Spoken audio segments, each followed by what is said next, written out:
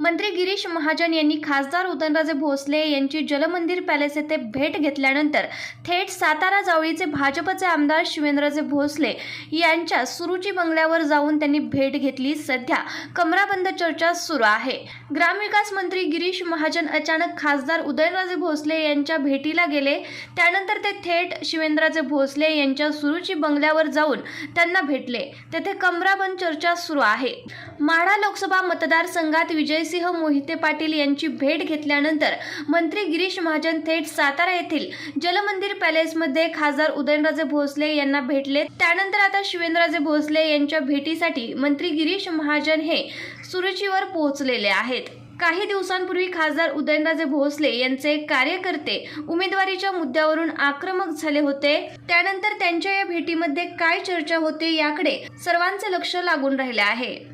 फार विशेष नाही, पण चर्चा करण्यासाठी, परिस्थिती जाणून घेण्यासाठी मी या ठिकाणी मुद्दामून आलेलो आहे। त्या संदर्भामध्ये सविस्तर चर्चा आमच्या ठिकाणी झाली। म्हणजे नुसतं हाच मतदारसंघ नाही तर आजूबाजूला काय परिस्थिती आहे, पश्चिम महाराष्ट्राची काय परिस्थिती आहे हे जाणून घेण्यासाठी आमची चर्चा या ठिकाणी झालेली, सविस्तर चर्चा या ठिकाणी झालेली आहे। माथाडी कामगार नेते नरेंद्र पाटील यांनी काल आमदार शिवेंद्रराजे यांची भेट घेतली होती। एकूणच त्यांनी सुद्धा या मतदारसंघातून इच्छुक आहे उमेदवारीशी मागतायत, ते सुद्धा काय सांगतात? आता इच्छुक उमेदवार तर भरपूरच आहेत, सगळीकडेच आहेत, सगळ्या पक्षांमध्ये आहेत। त्यांना काय, त्यांचं कामच आहे भेटणं येणं।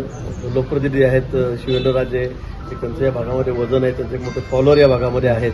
त्यामुळे साहजिक आहे, कोणी असलं तर प्रत्येक पक्षाच्या नेत्यांना, आता आम्ही पण दुसऱ्या पक्षाच्या नेत्यांना भेटत असतो ना, भेटत नाही असं नाहीये। त्यामुळे तशी ते भेटत शिवेंद्रबाबांचे काय नेमकं म्हणणे आहे? शिवेंद्रबाबांचं नेमकं म्हणणे काय आहे? शिवेंद्रबाबांचं काही लोकसभेची मागणी नाहीये, त्यामुळे त्यांचं काही म्हणणं नाही।